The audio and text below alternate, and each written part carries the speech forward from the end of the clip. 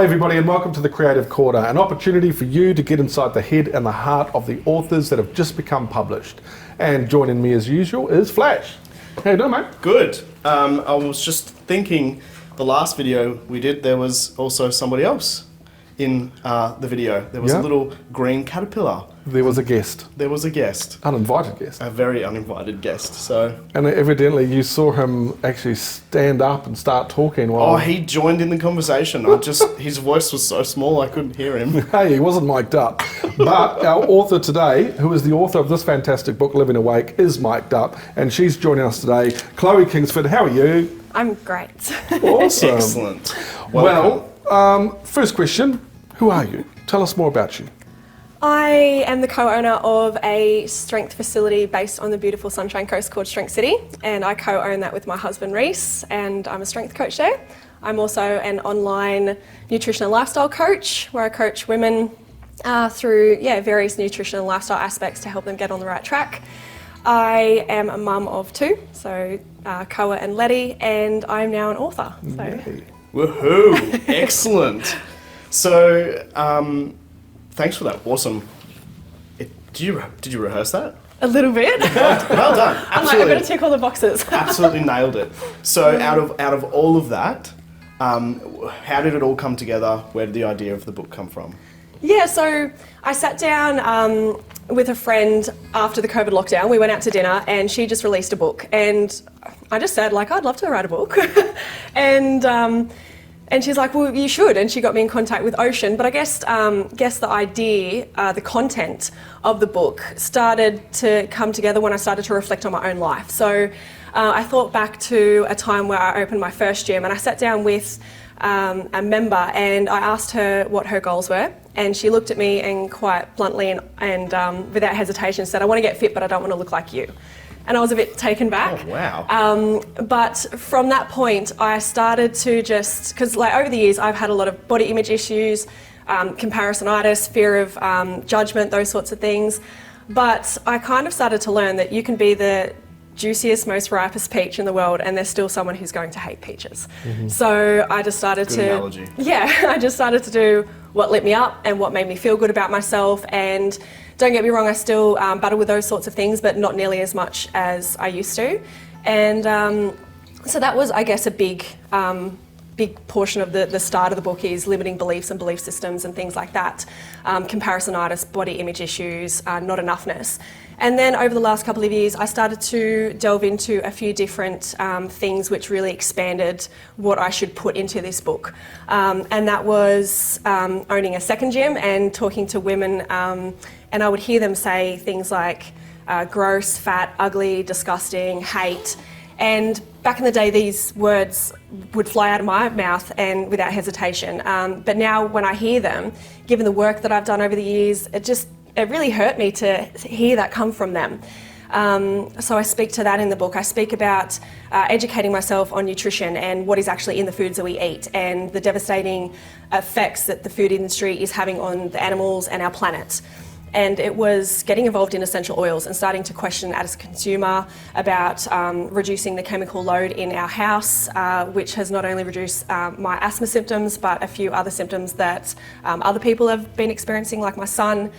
And it was forcing myself to watch documentaries. So ignorance isn't bliss. I would watch documentaries about Mother Nature screaming out for help due to deforestation and bushfires, and I would watch animals die because they consume so much plastic, and I would watch the 1.6 million square kilometres of garbage sitting in the Pacific Ocean. So it was a lot of different things that I've learnt over the last year, decade of my life pretty much, and yeah, I put all that into the book. I'm like, people need to hear this sort of stuff, so. Wow, I mean, I was at your launch, and one of the things that blew me away, one of your speakers, I can't remember who it was, I don't know if it was Cindy O'Meara or the other lady was there, she was actually showing information about how much plastic is in our food.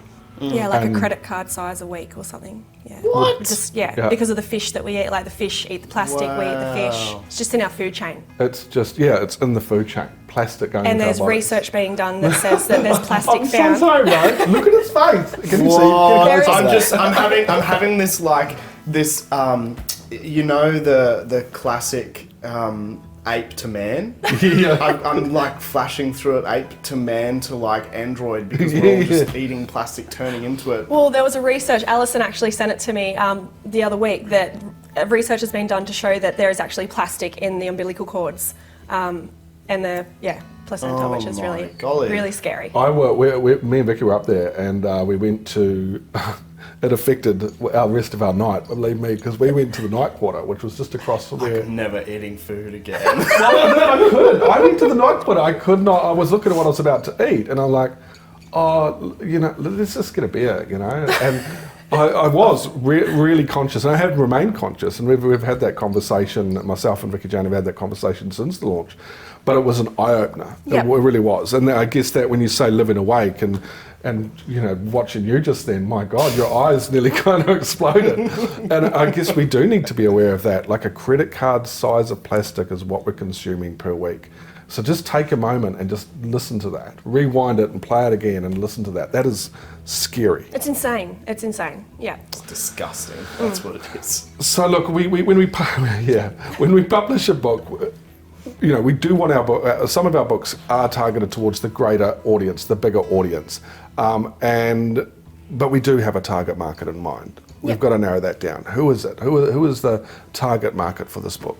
Mainly women, or anyone who identifies as a woman. I think men would get a lot out of this book anyways, but mainly women who have who feel like they're not at home within themselves, who feel like they're lacking drive and self-love and enthusiasm. And I talk to a lot of women and they say, like, I just feel like I'm waking up and I'm just putting one foot in front of the other. They're lacking boundaries when it comes to work or self-care. They don't have any goals. They're just kind of floating in life. So it's for that woman who wants to build that self-awareness, build that self-love, build that self-care, and step into a life that is so abundant and so fulfilled and so healthy. And Living Awake gives a roadmap for that. So. Wow, I'm supposed to ask like particular questions, but my brain is going with like all these other questions. Do you think? So I'm going off script here. Uh-huh. Do you think that digitalization, social media, COVID forcing everybody to get away from conversations with people? Do you think that's making, like, the audience that you're targeting, do you think they are becoming more prolific out there in the world because of what's happening in the world? Do you think, there are more people? Because, I mean, yes, you're targeting women. Excellent. Great to know that you're working, really closely with the marketing mentor who's getting you to narrow down on that. But, I feel that there are a lot of people out there in the world who don't have healthy boundaries, who aren't conscious that they're eating a plastic card every week. Do you think it's getting worse, or do you think it's just who we are as people? I think that there is awareness building on the various subjects that I talk about in Living Awake, but I really do feel like a lot of people are living asleep. Like they lack the boundaries, and they're just not aware of the food that they're eating, and I guess that they're unaware of how good life can be. They're unaware of how good it feels like to be strong, to be healthy, to have intimacy and healthy relationships and being present with your kids, because they're so bogged down in what they should be doing, right, about what media says that they should be doing, about marketing campaigns saying, in order to look in order to look pretty, you need this. In order to smell beautiful, you need this. In order to be the best parent you can be, you need to. So it's all this information is fed at us, and sometimes I feel that we get lost in it all. And what I speak about in the book is coming back to our authentic selves. So we're from a place where we feel really bloody good about ourselves, and I think that that's a really hard thing to do in this day and age, where we're fed all of this conflicting information, especially, I guess, in regards to nutrition as well. Women are like, I just don't know what to do. Like, I put a post out yesterday, this is maybe off tangent, a bit of a rant, but I posted yesterday on my social media, if your dog became overweight, would you go, I should probably put him on keto, the keto diet or vegetarian diet, I might give him some supplements, and I should probably cut his carbs after 5 p.m. No, you probably wouldn't do that. If your dog started to become overweight, you'd probably feed him less and take him on more walks. So when it comes to my nutrition clients, I make things really simple. Like, you don't have to talk about nutrition supplements like weight loss pills and shakes and all this nonsense. Like, let's get back to the basics. You're not sleeping right because you lack the boundaries around bedtime and you're stuck on social media. You're not moving as much as you should because you're stuck behind a computer, maybe potentially lacking boundaries around work. Like I go into what I call the big rocks: sleep, stress, movement, whole foods, and try and get rid of the little rocks like, the stupid shit like supplement. Like, yes, there's a time and place for supplements, but it's at the very end of the triangle. We want to build the foundations of, living like a human first, and then building up from that. So simple, and yet, so many people, I'm sure, can just be like, yeah, okay, that's me. What sort of feedback have you had from the readership who've gone through the book? Particularly, I'm probably more interested about those who haven't done work with you, who've just sort of like picked up the book. What sort of things have you heard back? Yeah, so I've had women reach out to me and say that they've started to address their anxiety that they've been holding on to for a very, very long time. Yep. I've had women be very vulnerable and tell me that they've had revelations about sex and money and intimacy. I've had women that have told me that they've gone from 4 hours sleep a night to 9 hours sleep a night, like something so simple yet can impact every other area in your life, sleep. I've had people say that now they go pick up rubbish when they see it at the beach, they don't just walk past it. I've had people that have started to shift the kilos because they've come from more abundance mindsets when it comes to nutrition, instead of depriving themselves and cutting out food groups and that sort of stuff. So it's been a very wide kind of feedback, I guess, because the book's so wide and holistic. It's really cool to see. Yeah. And what is the mission? What's the, like, if you're thinking about the next 3 months, 6 months, 5 years, what is the Living Awake mission for you? To get the book in as many hands as possible. Life is too short to be at war with ourselves. Life is too short to not do what lights us up. It's too short to not show ourselves what our body is capable of. It's too short to not have deep and meaningful connections around us. It's too short not to be present and look up at the sky. And if you look down, pick up rubbish.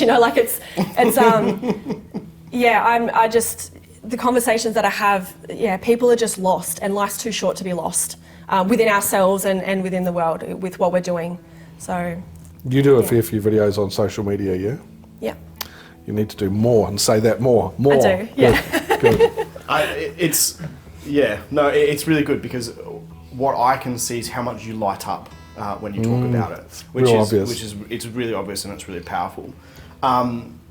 When you were condensing all of this together, because you're right, it is quite holistic. There's quite a lot of information in here, all condensed, into this perfect little package. How did you find the writing process of bringing all of that together and putting it all together?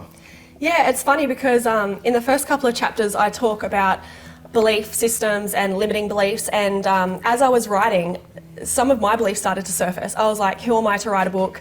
Who is going to read this? And so we would talk through that. I talked through you, at the end process. Talk through me. Yes, you did. I'm sorry. But yeah, it was good because it was a bit of a growth opportunity for me to go like, well, why am I feeling like, where has this come from? And after each chapter in the book, I write reflective questions. So this isn't a flick through book that you put down. It's actually work. You have to read through, well, you don't have to, but there's opportunities for growth after every section, and it was an opportunity for growth for me. But I also learnt discipline, waking up at 4:30 before my kids got up, and build on the habit of writing every day. That was tough and exhausting. But I also learnt that it doesn't stop when you finish writing the book. There's editing and proofreading and title registration and design. So I've learnt a lot on this journey about myself and the process. Yeah. That's good, because I was about to ask you how you found the publishing journey, which is kind of what you were stating just then. But one of the things that I've always felt with authorship is that the people, when they step into the space of, okay, here guys, I want to publish my book, and then they come out the other end, they change. Yeah, and everybody. and it's always for the better. You've kind of touched on that already about, you've discovered things about yourself, but how big was this change? Because like, for me, I know what I saw at the beginning to then going to your launch and seeing how you spoke there. Yep. And to me, there was a big transition that had happened.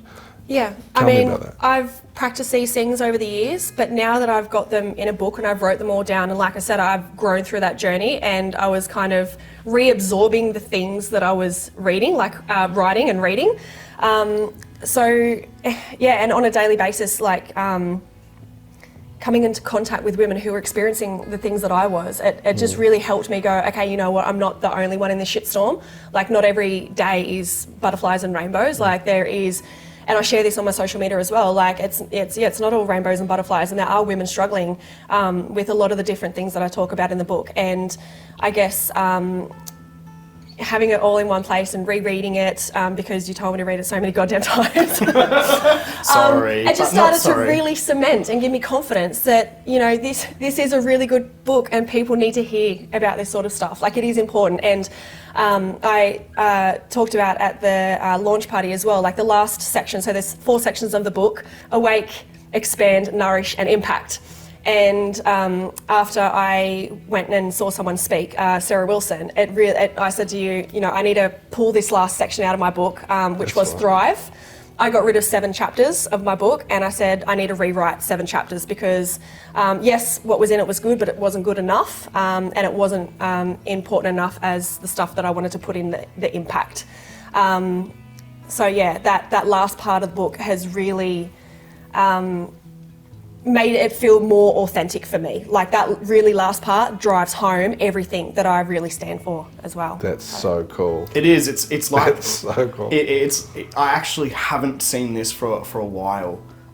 Publishing books, we publish a large number of books. We work with a lot of authors. We're very picky about the authors that we work with. But it's been a long time since I've seen that. It like full circle, but like it's feeding itself for you. You know what I mean? Like, you condense all these ideas, you write the book, you have a journey while you're writing it of still bringing up a lot of the things that you'd sort of learnt, and then you've put it into a book, you've structured it, you still had the process of publishing where you're like, okay, there's actually parts in here that aren't quite good enough, like they need to come out. And now we've got the book and it's out there in the world and you're a published author. Congratulations. Thank you. What's next? That's actually a hard question for me because I feel like what I'm doing right now, I love so goddamn much. So it's a continuation of what I'm already doing and seeing where that takes me. It's about building the empire that is Strength City and impacting more lives and showing people their true potential through strength training.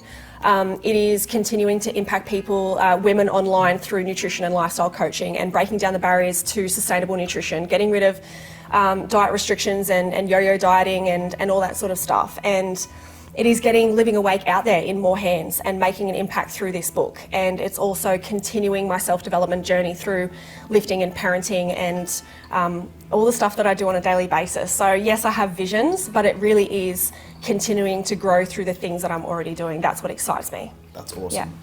Yeah. I have seen on your socials you working out, lifting weights, and I say to myself, I'm going to turn this off now. It blows me away how much you can lift. It really does. Have you seen this? It's crazy. It's crazy.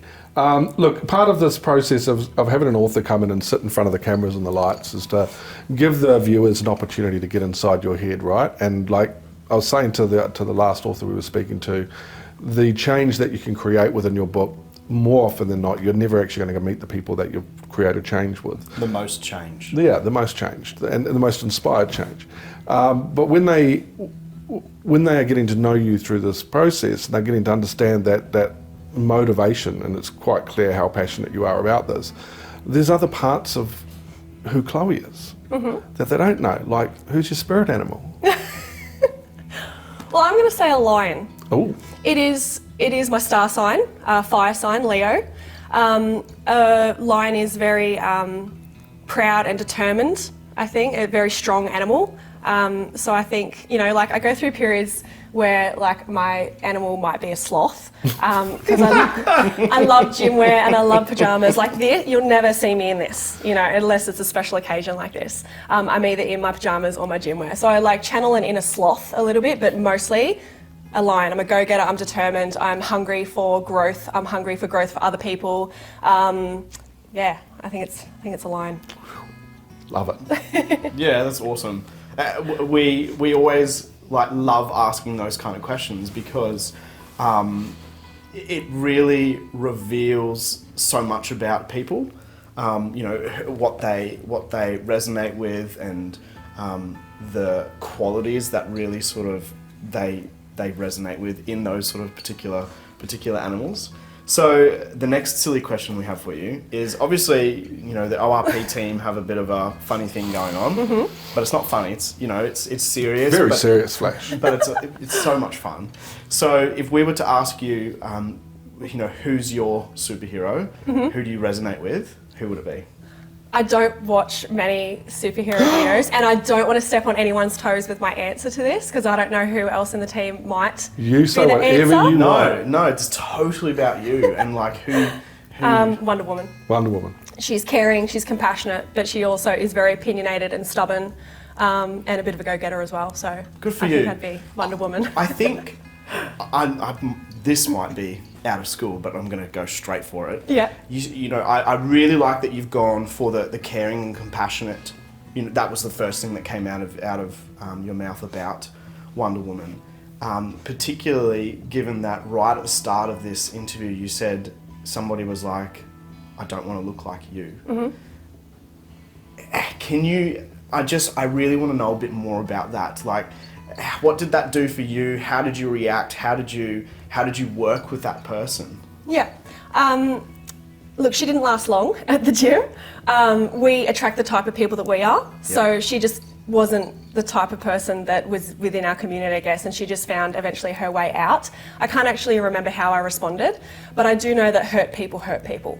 Yeah. So she was obviously triggered by me and something within her, and that is not my responsibility to try and fix her, and anger wasn't going to do much about the situation anyway. So I just went about looking after my other people in the community. I still looked after her. I had no malice at all, but I just kept lifting heavy shit and kept building my strength. At the end of the day, if someone is, you know, vocal about something that they don't like about you or has to have their opinion on you, I think sometimes you just have to step back and go, you know what, there might be something, you know, festering within them that they felt that they had to say to you. I mean, and you don't have to own that. I mean, someone's got a negative opinion about you, they want to share that with you or other people, that's their shit to own. That's right. I mean, That's right. I certainly won't be carrying that around. And No. Boy, oh boy, the list of people. Sorry to throw you the curveball.